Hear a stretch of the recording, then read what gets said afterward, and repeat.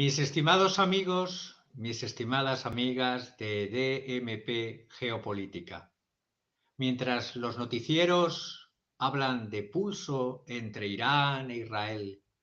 hablan del enfrentamiento que continúa entre Ucrania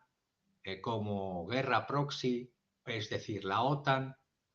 contra Rusia, Rusia contra la OTAN. Mientras todo esto se produce, sigue habiendo muertos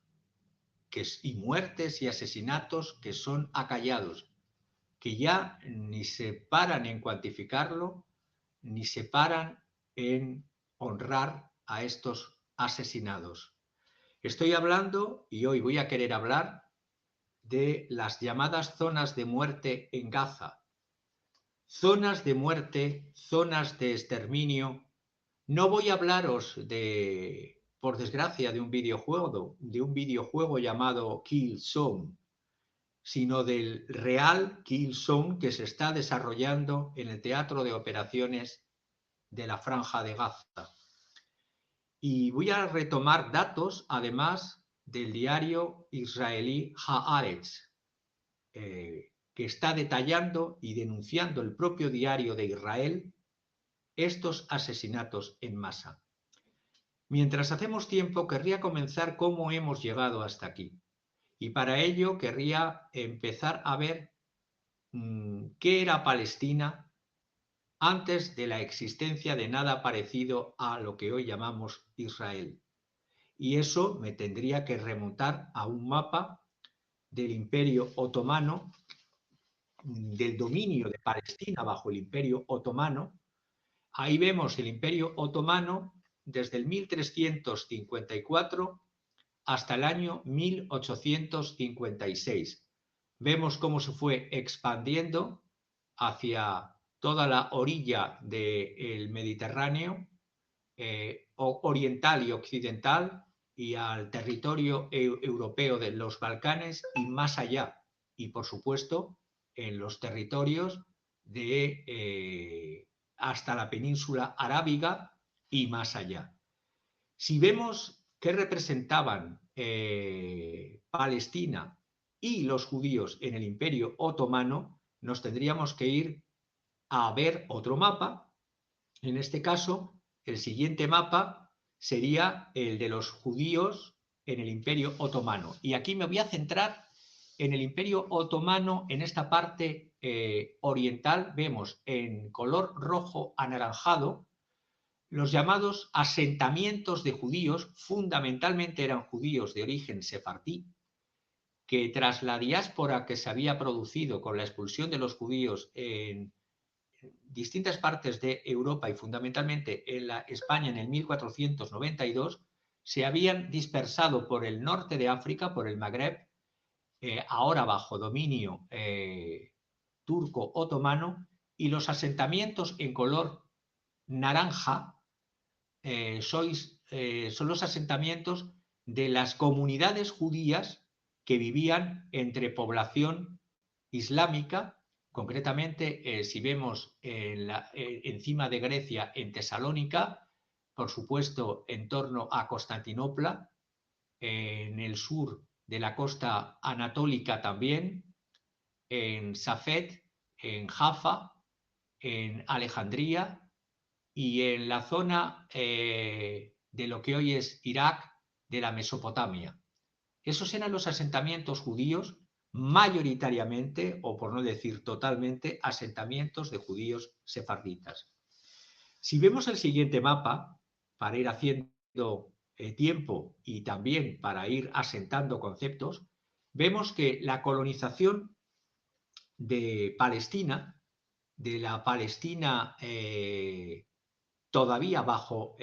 como región o como provincia dentro del Imperio turco-otomano, se fue produciendo antes de la creación del Estado de Israel y después de la creación del Estado de Israel en el año 48. Estas oleadas migratorias de judíos fundamentalmente ya no eran sefarditas, sino askenazis, porque procedían de Centro Europa, norte de Europa y de Rusia,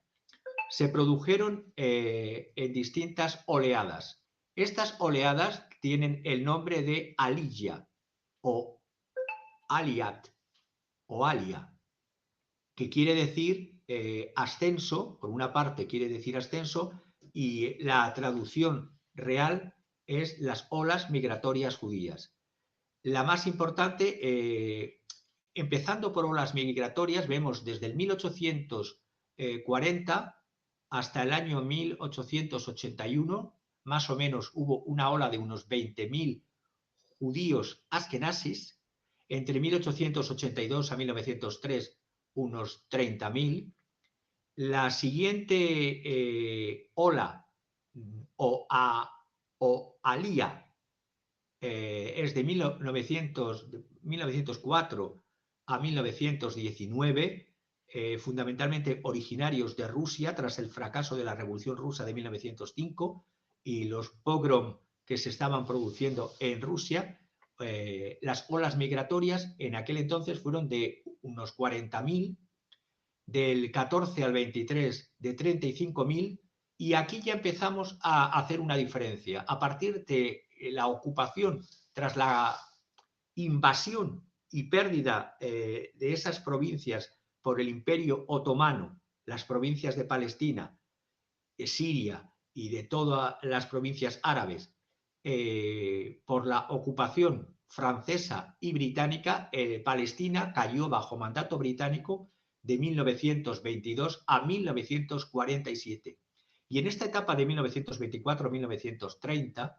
es cuando se veis en gris en este mapa que habla de la colonización sionista de Palestina. Empieza por la de 1882, yo ya he hablado de una anterior de 1840, pero bueno, empieza y veis en gris toda la población puramente palestina y puntitos en azul la población judía askenazi, porque había judíos anteriores sefarditas que convivían perfectamente con la población árabe palestina. Vemos con la colonización sionista de Palestina en el año 47, antes de la creación del Estado de Israel, cómo se extiende la mancha azul. En el año 66 todavía mucho más, y va disminuyendo la población palestina porque se están produciendo las expulsiones y las primera Nakba en el año 48 y la siguiente a partir de las guerras del año 66. Y vemos today, ahí en la actualidad, cómo es la situación de Palestina en color azul y muy poco en color gris, reducido a algo que no se ve prácticamente, que es la Franja de Gaza y en proceso de exterminio, y en Cisjordania, dos territorios separados, y que a la fecha de hoy, 2024, no se ha respetado la legislación internacional que, basada en una violación del propio mandato británico, concedía una tierra y un Estado a los israelitas, entendidos mayoritariamente a los askenazis que habían ido en oleadas sucesivas desde el año 1840, porque, repito, población sefardita existía desde antaño conviviendo perfectamente, y cómo se ha ido reduciendo la población palestina en un proceso inexorable de destitución de una población por otra. Ahora me voy a los detalles del periódico. Puede permanecer el mapa mientras hablo. Cuando hablo de zonas de muerte o zonas de exterminio en Gaza, el diario israelí Haaretz detalla los crímenes de Tzahal. Tzahal es el nombre en hebreo de las Fuerzas de Defensa de Israel, que curiosamente las Fuerzas de Defensa de Israel se formaron a partir de unidades preexistentes del ejército británico.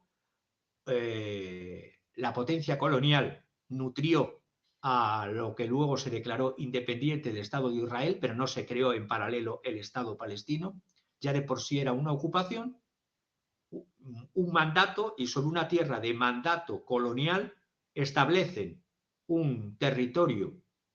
para un solo país, Israel, y a los palestinos, pues hasta la fecha ya sabemos, disgregados en disminución en dos estados que no tienen la categoría jurídica de estado, el de Cisjordania y el de Gaza, y vemos que el ejército israelí se formó a partir de estas unidades preexistentes del ejército británico, más, y es importante señalarlo, la brigada judía que combatieron bajo bandera de Reino Unido en la Segunda Guerra Mundial, y por último la llamada Haganah, que eran en particular la rama operativa, el Palmaj, que eran organizaciones paramilitares, así es la base del ejército o el origen del ejército de las fuerzas de defensa de Israel, organizaciones paramilitares de autodefensa judía creadas en el año 1920, porque ya en los años 20 se produjeron revueltas árabes para los judíos llamados pogromos árabes, es decir, revueltas y disturbios y asesinatos y masacres de población judía por la presión que sentían las poblaciones árabes y el ir perdiendo territorio, tierras y en el propio mandato británico. Desde el año 1920 hubo disturbios en Jaffa en el 21, hubo motines árabes en el año 29, hubo matanzas de Hebrón y de Safed en el año después del 36 y del 39 también, y la masacre de Tiberíades, en este caso estoy hablando de masacres judías producidas por revueltas árabes. Pero de los pogrom hemos pasado al genocidio palestino, es decir, es algo más que un escalón. El ejército israelí afirma haber asesinado 9.000 combatientes o luchadores o activistas en Gaza desde el 7 de octubre. La cifra, aparte de ser irreal, es una cifra que el propio periódico israelí Haaretz denuncia porque niega categóricamente que la realidad es que se están tomando a civiles como objetivo. En un report publicado el domingo 21 de abril, el periódico israelí Haaretz arroja una seria duda sobre estas estimaciones de las fuerzas de defensa de Israel y explica cómo el ejército americano ha establecido, ha ayudado a el gobierno de Israel de Netanyahu a crear las llamadas zonas de combate, lo que yo llamo kill zone, que se han transformado en verdaderas trampas mortales para los habitantes ordinarios de Gaza. ¿Por qué? Porque los límites de estas zonas de muerte no están claramente marcados y es imposible para la población civil palestina saber que están penetrando en una de estas zonas donde son blanco de tiro o trampa para conejos, es decir, tiro a muerte, simplemente por entrar en estas zonas que, repito, son territorio de lo que le resta a Palestina en la franja de Gaza, y ya veremos lo que pasará en futuro muy breve con Cisjordania. Un oficial de reserva israelí ha declarado a Haaretz el 31 de marzo pasado que las personas civiles, mujeres, niños, ancianos o civiles sin armas, que penetran en estas zonas no señalizadas, sí indicadas para tirar con una precisión a muerte, y voy a explicar por qué y cómo lo hacen. En estas zonas, dice el oficial de la reserva israelí, las órdenes son de tirar a matar aunque la persona esté desarmada. Una prueba de ello es la tragedia que se produjo por el propio ejército, las fuerzas de defensa de Israel, produjeron sobre los 3 secuestrados judíos que fueron asesinados por las propias fuerzas de defensa de Israel, 3 jóvenes israelíes, el 15 de diciembre del año pasado. En concreto, tienen nombre y apellidos también: Alon Shamritz, de 28 años, Yotam Haim, de 22 años, y Samer Talalka, de 26 años, que fueron asesinados en estas zonas de ejecución en el que se ha establecido por parte del gobierno de Israel la Franja de Gaza como un gran culto o templo del holocausto palestino. Son zonas de sacrificio porque los comandantes israelíes disponen de un gran margen de maniobra para decidir abrir fuego sobre personas que se encuentren en estas zonas de abatimiento o de despiece humano. Y esto lo dice el periódico Haaretz. Hoy mismo he estado viendo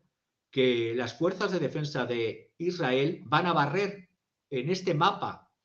que si queréis lo podemos ver, y es los mapas de cómo están los asentamientos y los campos.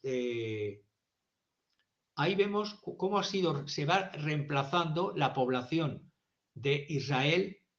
va reemplazando a la población originaria palestina. Y vemos con colores del 1922 al 1947, cómo en azul se ve la población de Israel y cómo se va reduciendo, sobre todo desde el 48, la población palestina. Del 48 al 66, y a pesar de la natalidad que tienen la población palestina, vemos las diferencias en azul del 48 al 66 y en negro la población palestina. Y por supuesto, ya desde el año 67 hasta el año 2018, vemos un total de inmigrantes judíos, 3.749.000 establecidos con pasaporte israelí, frente a un total de 1.725.000 palestinos desplazados. Es decir, estamos viendo el reemplazo de la población israelí sobre la población originaria palestina. Y decía que es probable que entre hoy y mañana desaparezca también otra localidad en la Franja de Gaza, porque están desapareciendo, con ese verbo en inglés que utilizan las fuerzas de defensa de Israel, utilizan el inglés y el hebreo, erase, es decir, barrer del mapa, y se va a barrer del mapa la localidad de Beit Lahia, matando y desarraigando a sus ciudadanos, y porque les han dicho que se desplacen a 50.000 ciudadanos que están en esa ciudad, en esa localidad, paradójicamente les dicen que se desplacen hacia los refugios que están situados, leía en el periódico Haaretz, entre los bloques de viviendas 1770 y 1766. Pues bien, amigos y amigas de Demoliendo Mitos de la Política Geopolítica, esos refugios ya son inexistentes, ya han sido barridos y destruidos anteriormente con los bombardeos 24 horas, 7 días a la semana, desde la operación de respuesta del gobierno Netanyahu. Los comandantes dicen en el periódico Haaretz, y esto es lo que estamos viendo justamente, cómo dejan estos bombardeos y cuál es la situación real de lo que se llama la Franja de Gaza. Los comandantes de las fuerzas de defensa de Israel dicen, palabras en Haaretz, si identificamos que alguien entra en estas zonas de operación y que no forma parte de nuestras fuerzas de defensa, fuerzas armadas, nos dicen, nos obligan a tirar a matar. Repito, Haaretz del 31 de marzo de este año 2024, que lleva por título, se puede consultar en internet, Israel create kill zones in Gaza. Eso es lo que queda de uno de los hospitales que había en la Franja de Gaza, en concreto de Al-Shifa, el hospital más grande que ha sido destruido, borrado, hecho arena por las fuerzas de Israel. Además, un comandante israelita describe que incidentes como lo que voy a describir ahora se producen no cada día, sino cada hora o cada minuto. En esa franja de Gaza vemos que las personas, los palestinos, creen en los territorios o barrios, mejor dicho, barrios que se retira o repliega las fuerzas de defensa de Israel, van y vuelven a encontrar no solo alimento que se haya dejado abandonado, sino rebuscar entre los escombros a sus familiares que no encuentran, perdidos y que no saben dónde se encuentran. Pues bien, según describe Haaretz, el periódico de Israel, cuando se acercan palestinos a estos lugares, son abatidos, percibidos como personas susceptibles de perjudicar a nuestras fuerzas. Y repito, estoy tomando documentación del propio periódico de Israel, Haaretz. La nueva relación que se hace en otro periódico o otra cadena, en este caso Al Jazeera, se ve a las fuerzas de defensa de Israel que declaran terrorista a cualquiera que entre en estas zonas de muerte, kill zone, aunque sea para coger comida, aunque sea para ver dónde están sus familiares. Y Al Jazeera además ha hecho un documento gráfico que se puede también consultar, donde se ve a 4 hombres palestinos desarmados que caminaban por la ciudad de Han Yunis, es uno de la ciudad y uno de los barrios de Han Yunis, en la franja de Gaza, buscando los restos en esa edificios hechos arena, buscando sus hogares y sus familiares perdidos. Y en ese vídeo publicado, que no lo he querido traer porque viola todas los límites del sufrimiento humano, ahí vemos la destrucción de lo que eran bloques de viviendas y lo que quedan de los bloques de viviendas. Vemos en la cadena Al Jazeera, en ese vídeo, yo lo he tenido que ver y me ha estado comiendo la cabeza durante todo este fin de semana porque no he podido dormir. Y muestra, repito, a 4 hombres palestinos desarmados caminando por la ciudad de Han Yunis. Había un silencio apocalíptico entre las ruinas de las casas y de donde ellos vivían antaño. Este silencio apocalíptico en el barrio de Han Yunis fue roto primero por una explosión. 2 de estos 4 hombres fueron asesinados de un golpe. Los otros, heridos, intentaron continuar su camino, pero quizás pensaban que se salvarían. Algunos segundos más tarde, en ese vídeo de Al Jazeera, otra segunda bomba cayó sobre uno de ellos. Al otro se le vio caer de rodillas después de un boom del fuego y del humo. El oficial superior de las Fuerzas de Defensa de Israel declaró al diario israelí Haaretz que los individuos que entran involuntariamente en una zona de muerte, aunque no estén armados y no pongan en peligro a las fuerzas de Israel, por una inteligencia artificial que está utilizando el propio ejército israelí, y ahora lo voy a explicar más adelante, son objetivos, son target a abatir. Es la guerra automatizada de Israel la que está convirtiendo este asesinato en un videojuego, en un kill zone, en un videojuego sádico, en algo sistemático donde nadie está seguro. Es posible que palestinos que jamás han asido, que jamás han tenido un arma, sean considerados, tachados, cuando son abatidos como terroristas a título póstumo, al menos por las fuerzas de defensa de Israel. En la práctica, además, en esta guerra genocida, un terrorista es toda persona que las fuerzas de defensa de Israel asesinan en las zonas donde están operando. Desde el 7 de octubre del año pasado, ya más de 6 meses, Israel ha lanzado una ofensiva marítima y terrestre contra campos de refugiados, que los podemos ver, los campos de refugiados, en un mapa que los he puesto, contra escuelas, estamos viendo ahí en la imagen, contra hospitales, contra bloques de edificios de viviendas. Todo esto me hace pensar en un poema, en una frase que se me quedó grabada mientras veía las imágenes de un poema de Yeats, de William Butler Yeats, que dice: lo voy a traducir, absurdos raudales de sangre profanan la tierra. Absurdos raudales de sangre profanan la tierra, dice Yeats. Sangre a raudales y muertes a mansalva absurdas. La semana pasada Al Jazeera publicó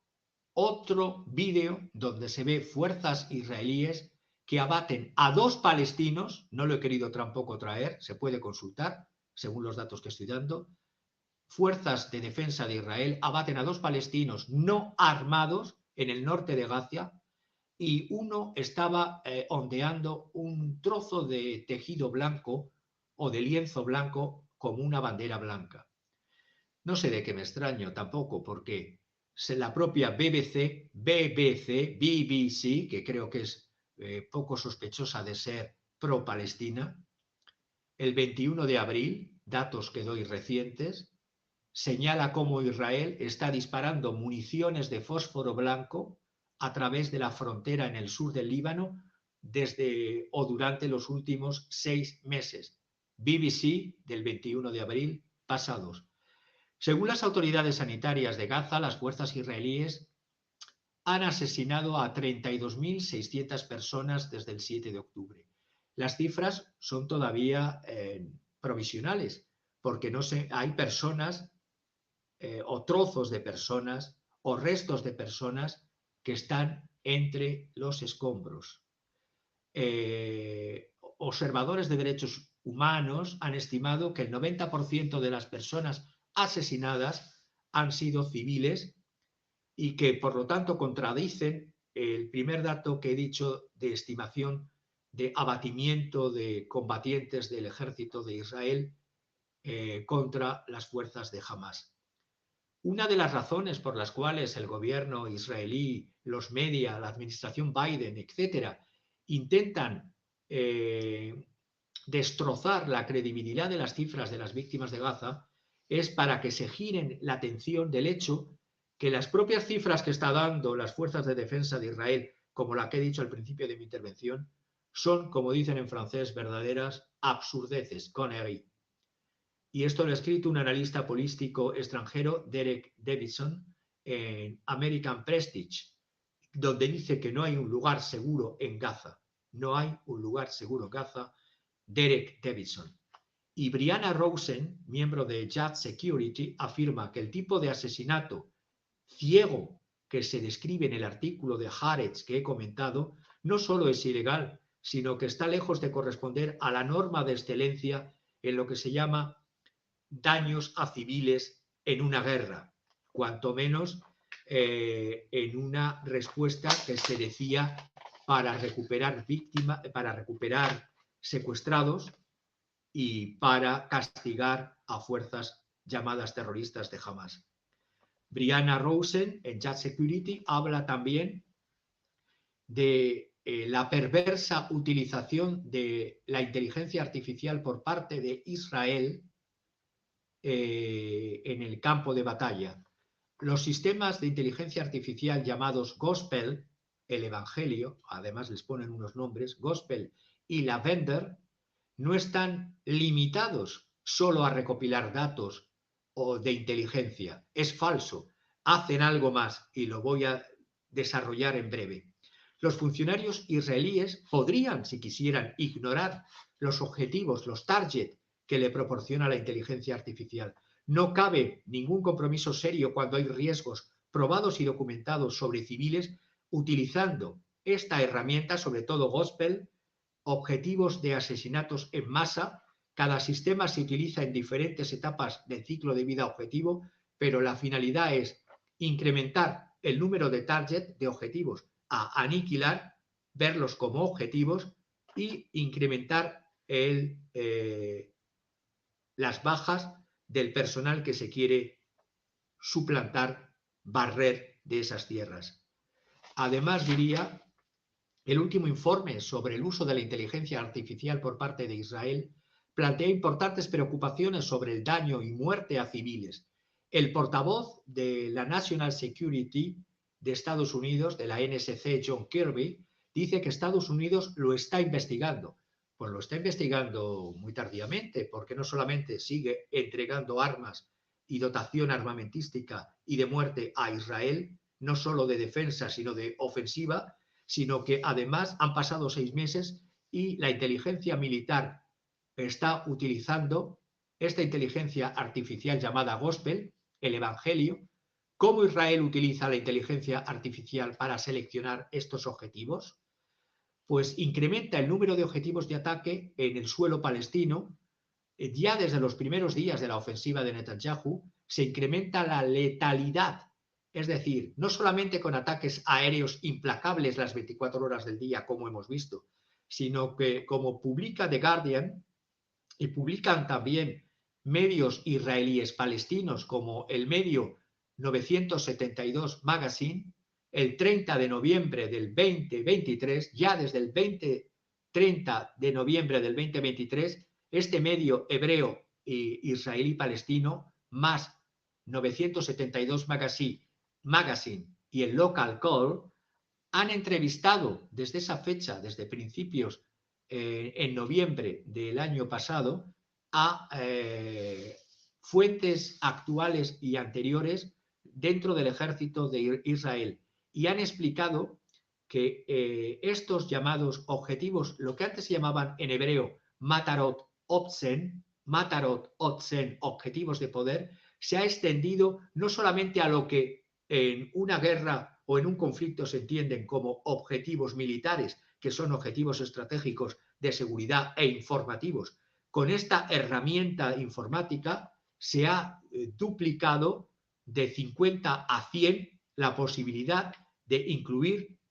residencias privadas, edificios públicos de la administración, hospitales, escuelas, infraestructura básica de luz, de agua, de depósitos, de bloques de viviendas a gran escala, porque se ha borrado lo que era la diferencia entre objetivos de poder, lo que he dicho, objetivos de estrategia, seguridad e informativos, de los objetivos, por así decirlo, no de poder. Todos son objetivos de poder. Todo es objetivo a eliminar. Esto me recuerda a la conferencia de Wannsee, la Wannsee Conference, cuando los nazis se reunieron en el lago Wannsee, en los alrededores, en el propio Berlín, para hablar de lo que se llamaba die Endlösung, la solución final. Es similar a cuando los nazis utilizaban para acelerar la eliminación de judíos, empezaron a utilizar las cámaras de gas y llamaban a las personas, seres humanos, no solo judíos, socialistas, comunistas, demócratas, gitanos, cualquier población y cualquier sector que no fuera nazi y que fuera un peligro considerado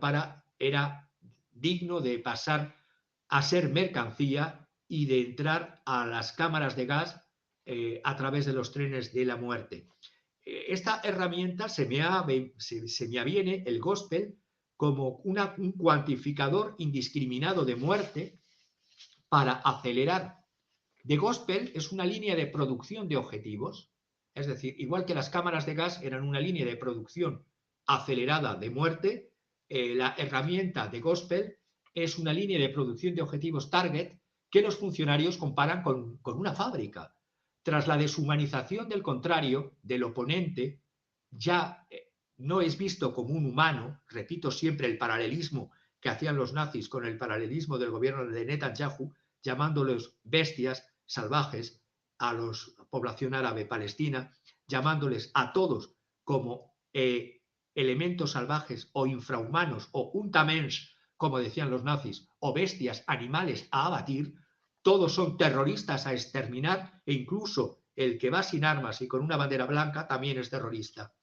De los 50 objetivos al día que se producían en las operaciones militares antes, cuando se utilizaba el concepto de Matarot Otzen, objetivos de poder, ahora como todo es objetivo de poder con esta herramienta, a principios de noviembre del año 2023, las fuerzas de defensa de Israel dijeron que su división, porque esto está metido dentro de una división de administración de objetivos, ya habían identificado a principios de la operación Netanyahu más de 12.000 objetivos en Gaza. Da lo mismo que el objetivo sea un bloque de viviendas un hospital o una escuela. Porque la división de administración de objetivos, que está encuadrada en la Dirección de Inteligencia de las Fuerzas de Defensa de Israel, todas sus actividades están clasificadas, igual de clasificadas que estaban las actividades de las fuerzas de la solución final tras la conferencia de Wannsee. Esta división fue creada en el 2019, mucho antes del ataque de Hamas o el pogrom, si lo podemos decir, la carnicería de Hamas. Pero la desproporción de un pogrom a pasar a un genocidio es una categoría infinitamente mayor, infinitamente más monstruosa. La herramienta de Gospel, que en hebreo lleva el nombre de Hapsora, produce objetivos o targets de ataque mucho más rápido y mucho más numerosos. En los últimos años se han incrementado el número de sospechosos. Se ha pasado de 30.000 a 40.000 y en los primeros 35 días de la ofensiva había 15.000 objetivos a abatir. Y si antes un general, un comandante, antes de dar la orden de disparar, pensemos, por ejemplo, una decisión de ataque cuando la tomaba el comandante hasta el año 21 de una unidad de servicio, algunos de los cuales podrían estar dispuestos a disparar y otros no. Pero con esta herramienta te dicta lo que tienes que disparar sí o sí. Un ejemplo, una evaluación previa de un ataque de daños con daños colaterales en un edificio de viviendas en una hora en que han vuelto las personas de sus trabajos, familias al completo o familias en paro, y hay un supuesto terrorista de Hamas o de la yihad islámica en algún departamento o apartamento de ese bloque o edificio. Con esta herramienta se quitan las dudas. Las herramientas de inteligencia artificial como Hapsora o de Gospel aceleran el proceso de toma de decisión, lo hacen más fácil, no hacen que dude el militar en la parte humana que todavía le queda. No. Y si encima son drones programados con esta inteligencia artificial, ya no la toma la decisión el militar. Es una guerra de inteligencia artificial y de máquinas autónomas, de drones. La responsabilidad criminal se diluye en la máquina, se tapa en la máquina, en el artefacto. Es mucho más cruel que la solución de la cámara de gas de la conferencia de Wannsee, porque aquí es una inteligencia artificial la que te dice lo que has de disparar, o incluso no interviene el humano, directamente es el dron. Es una fábrica de asesinatos en masa, el énfasis está en la cantidad y no en la calidad. Y termino en esta parte diciendo que la doctora Martha Boy, investigadora del Instituto Internacional de Investigación para la Paz en Estocolmo, dijo que incluso cuando los seres humanos están al tanto de esta aplicación de inteligencia artificial, existe un riesgo, y es el riesgo de sesgo de cognición, sesgo de automatización, sesgo de automatización, está dentro de los sesgos cognitivos, es que se confía tan en exceso en la perfectibilidad, en la perfección del sistema de esta máquina, que llegan a tener incluso una influencia sobre las propias decisiones humanas. No se cuestionan los objetivos target a destruir. Los proporciona una computadora, los genera un programa en un ordenador. Nadie cuestiona, ni puede, ni quiere cuestionar, ni tiene la capacidad de interrogar y de cuestionar adecuadamente cuántos civiles, cuántas víctimas inocentes puede haber en ese ataque. Todos son funcionarios obedientes. Todos devienen con este sistema de inteligencia un Eichmann en los campos o en las zonas, nuevas zonas de exterminio, siguiendo órdenes de una máquina. Los seres humanos convertidos en engranajes de un proceso mecanizado de exterminio sin discriminar. Combatientes armados por una parte, pero también inocentes civiles, ya sean ancianos, ya sean mujeres, ya sean niños o ya sean hombres que jamás han cogido un arma. Así los asesinatos en masa no crean problemas de conciencia,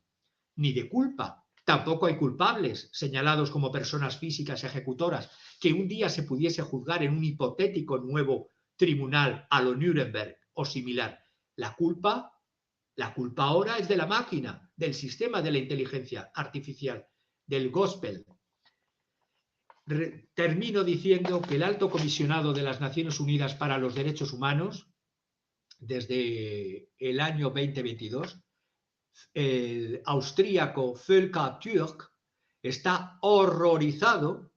en unas declaraciones recientes por la destrucción y lo que se está viendo en la inspección que ha hecho a las instalaciones de los hospitales, que antes he mostrado una fotografía de los restos de uno de ellos, del hospital Al-Shifa y del hospital Nasser. El hospital Nasser estaba en Han Yunis y el hospital Al-Shifa, que hemos visto un terreno desolado antes, en el norte de Rimal. Ha presenciado este alto comisionado de Naciones Unidas no solamente cabezas humanas picoteadas por los cuervos entre las ruinas, no solamente ha visto partes corporales no identificadas y cuerpos apilados en fosas comunes, ha visto además, y en concreto me voy al dato irreal y dato real de un jefe de derechos humanos de Naciones Unidas, Volker Türk, ha visto más de 300 cuerpos en bolsas apilados de niños y mujeres en los restos del hospital Nasser, solo en uno de ellos. Y hace una comparación en cuando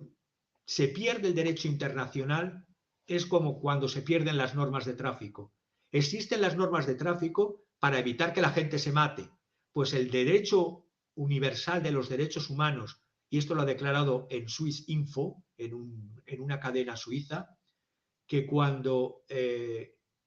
abogan y abogamos por nunca más una guerra mundial, ¿qué tiene que pasar en este mundo para que lleguemos a una actitud de nunca más? Pues está pasando y nadie dice nada. Y terminaría esta parte y me voy, nadie dice nada, porque me voy a la legislación que se incumple día tras día y una vez más. Me voy a una resolución. La resolución que ahora dicen que no es obligatoria a los Estados Unidos y que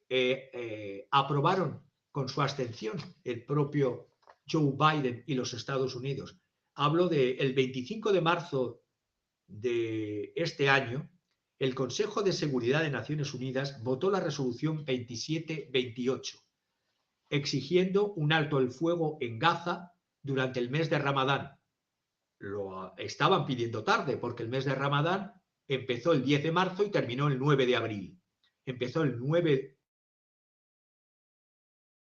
10 de marzo, domingo, y terminó el martes 9 de abril. Pues bien, el 25 de marzo el Consejo de Seguridad de Naciones Unidas votó esta resolución 2728 exigiendo este alto el fuego durante el mes de Ramadán. Por primera vez en la historia, los Estados Unidos no utilizaron, yo ya dije en otros programas que era una mera estrategia electoralista. Por primera vez no utilizaron los Estados Unidos su veto, su derecho a veto, y por lo tanto paralizar el que saliese la resolución. ¿Qué hicieron? Se abstuvieron.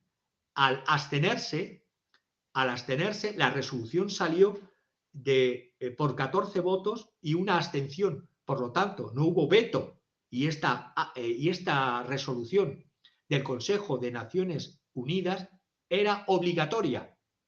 para Israel, pero obligatoria para Estados Unidos. Y ahora vienen diciendo los portavoces de la Casa Blanca, John Kirby, Karine Jean-Pierre, que debido a que el texto legal no contiene un lenguaje que es esencial como condenar a Hamás, no es vinculante. Pues voy a intentar demostrar, y en el poco tiempo que me queda,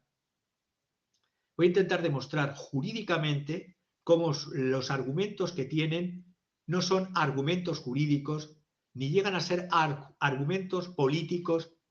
audibles porque son tan groseros y básicos que se caen por su propio pie. A pesar, repito, lo que diga hasta el propio portavoz del Departamento de Estado el 29 de marzo, Matthew Miller, diciendo que la resolución 2728 no es obligatoria. A ver, esta resolución dice claramente, exige un cessez-le-feu inmediato, es decir, un alto el fuego inmediato en Gaza hasta el final del Ramadán. Cuando exige, está obligando a todos los estados a que persigan ese cese el fuego. Y a pesar de que la Corte Internacional de Justicia ya había considerado antes que las operaciones israelíes en Gaza constituían un genocidio plausible, es decir, posible, el hecho de que los Estados Unidos estén acusando ahora de que la resolución no es jurídicamente obligatoria, me voy a basar en que hasta ahora los Estados Unidos disponen de un argumento jurídico incoherente para justificar su posición. Toda resolución del Consejo de Seguridad de Naciones Unidas que utiliza términos imperativos crea obligaciones. Y esto incluye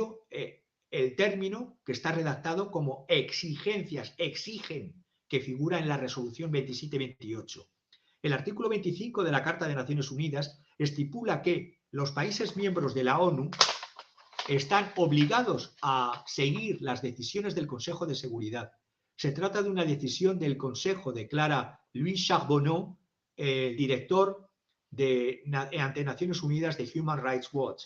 Pero otros juristas como Eliyahu Liplich, profesor de Derecho en la Universidad de Tel Aviv, y he cogido a juristas hebreos que defienden la obligación de esta resolución en cuanto obligatoria para Israel y para Estados Unidos, por lo tanto, no se podría ni haber entregado armas, por supuesto, y se tenía que haber perseguido la ejecución de esta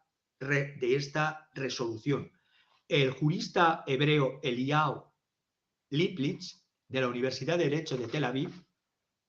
dice que la posición de la administración Biden se basa en una ambigüedad vieja, porque dice que quiere decir los Estados Unidos que solamente obligan las resoluciones del Consejo de Seguridad de Naciones Unidas que digan la palabra explícitamente que siguen el capítulo 7 de la Carta de Naciones Unidas. Pues bien, es falso, porque en el año 1971, la Corte Internacional de Justicia, en un asunto en relación a la ocupación de Namibia por África del Sur y la instauración del apartheid, en su resolución de la Corte Internacional de Justicia dijo que el capítulo 7 no tenía por qué ser invocado o redactado en una resolución para que esta resolución fuese obligatoria per se. Por lo tanto, cualquier resolución del Consejo de Naciones Unidas que tiene el término, la palabra exige, que exige una acción, por lo tanto es obligatoria y se tiene que seguir. Las resoluciones son automáticamente consideradas como medidas que forman parte de este capítulo 7, aunque no lo mencionen, porque hablan de amenaza contra la paz, de una ruptura de la paz o de un acto de agresión, y que por lo tanto son medidas para restablecer la paz y exigen, como dice la resolución 2728, un alto el fuego. Por lo tanto, la resolución adoptada por unanimidad con la abstención de Estados Unidos, con fines electoralistas, claro está, ha conducido, por ejemplo, que en otras resoluciones, estoy pensando en una resolución que hubo en el año, después de la guerra de los 6 días, en el año 67,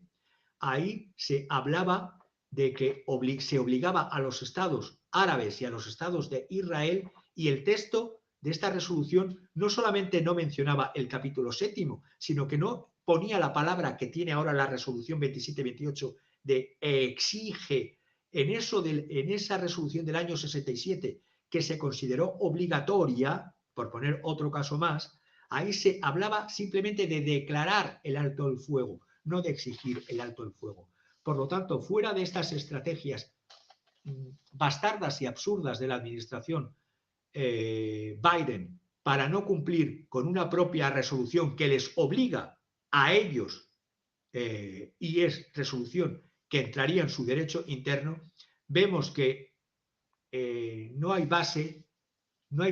incluso para esto que ellos hablan de que defienden la legalidad internacional de un orden basado en reglas. Los primeros que violan las reglas son los propios Estados Unidos, no digamos Israel, que se constituye en el año 48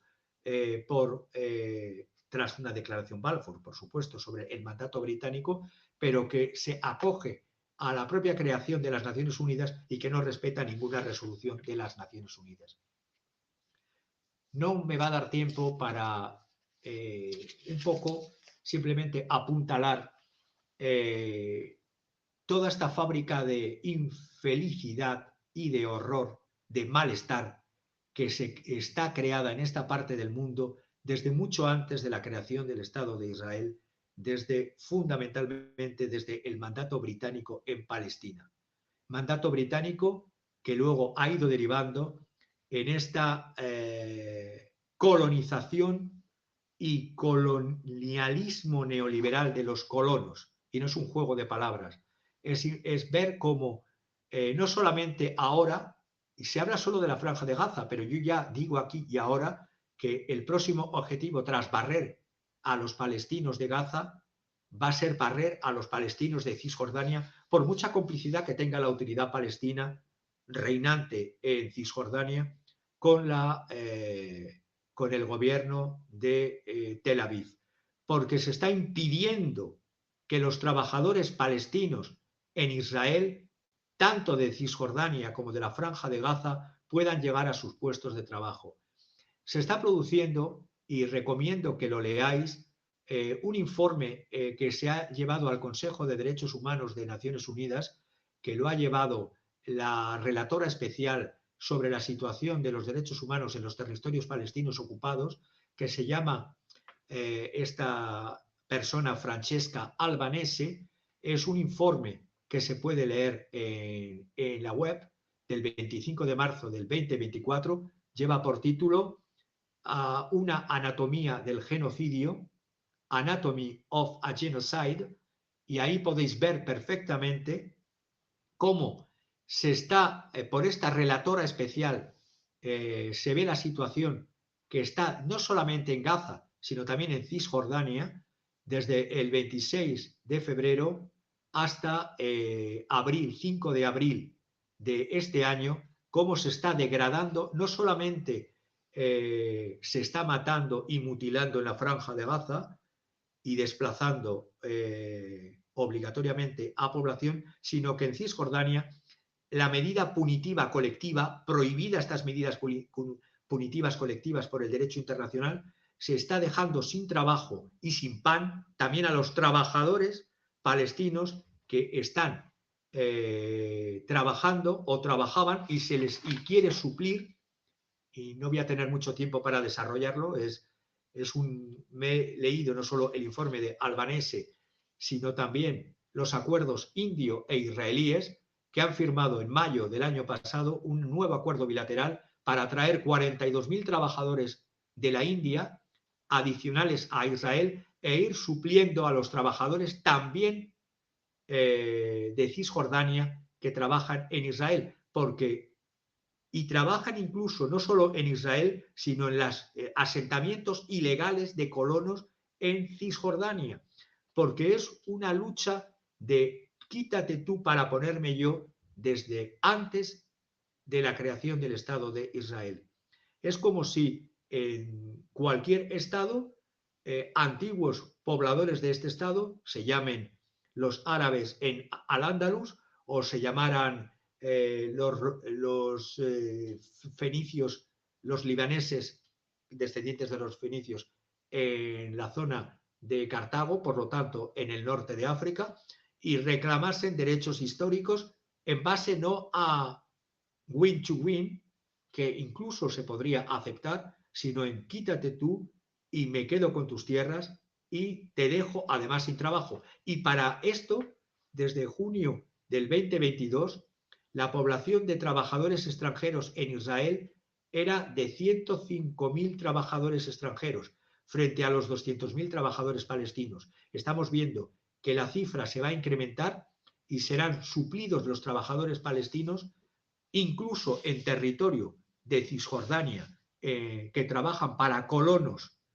ilegales en esas zonas, los trabajadores palestinos que se han quedado sin tierras y sin agua desde el año, fundamentalmente desde el año 67, porque todo este horror viene con las dos guerras, la del 48, se produjo la primera Nakba, la primera emigración que hemos visto antes, pero fundamentalmente aparte de la primera Nakba, Aproximadamente en el año 48 el 70% de aldeas eran palestinas, hasta el año 48, y el resto eran pequeños puntos de colonización, como hemos estado viendo antes. La Nakba fue una limpieza étnica de la tierra de Palestina, planeada y llevada a cabo por los movimientos sionistas, y eso no se ha quedado ahí, sino que además hoy día estamos viendo como la urgente necesidad de empleo de los palestinos después de la destrucción de su economía en las guerras del 48 y del 67 llevó a que tengan que trabajar no solo en Israel, y que les están reduciendo para sustituir con población, por ejemplo, extranjera de la India, sino además de los propios territorios que se supone que les habían dejado la franja de Gaza y de Cisjordania, donde los asentamientos ilegales de colonos hacen que incluso les expulsen de estos territorios, no tengan tierras, no tengan agua y no tengan trabajos en industria ni servicios, y sean sustituidos hasta... ¿Por qué? Porque la fuerza demográfica de los palestinos en Cisjordania y la franja de Gaza se duplicó. Hubo más nacimientos en el 67-23 de los 965.000 palestinos a 5,1 millones de palestinos actuales. ¿Cuál es la mejor manera de reducirlo? El darwinismo social de la muerte y de la destrucción. Por lo tanto, lo único que me queda decir, porque no hay más tiempo, es que la muerte lenta y su resistencia frente al silencio de Occidente, es difícil ver qué teoría integral de resistencia podrían tener per se, por sí solos, los palestinos, porque el mundo, desde hace mucho, mucho tiempo, Occidente al menos, les ha abandonado. Y me río de las manifestaciones que solo son gritos en el cielo, pero no aplicaciones en la realidad práctica de estos seres humanos que ni por tener van a tener trabajo. Y terminaría diciendo un soneto de Garcilaso de la Vega, un trocito, para intentar levantar el ánimo ante este racismo y ante esta destrucción de personas árabe-palestinas, que un rato se levanta mi esperanza, mas cansada de haberse levantado, toma a caer y deja, mal migrado, libre el lugar a la desconfianza. ¿Quién sufrirá tan áspera mudanza del bien al mal? Oh corazón cansado, esfuerza en la miseria de tu estado, que tras fortuna suele haber bonanza. Pues bien, la bonanza de los palestinos con estos gobiernos antes, durante y ahora de Occidente, no puede trocarse en bonanza lo que es una destrucción y un exterminio y una desaparición. Hoy día, además, con imágenes, porque hablamos de la destrucción del Holocausto y las imágenes son a posteriori. Ahora las estamos viendo a tiempo real y a pesar de verlas a tiempo real, no hacemos nada. Vergüenza, vergüenza, vergüenza. Muchísimas gracias.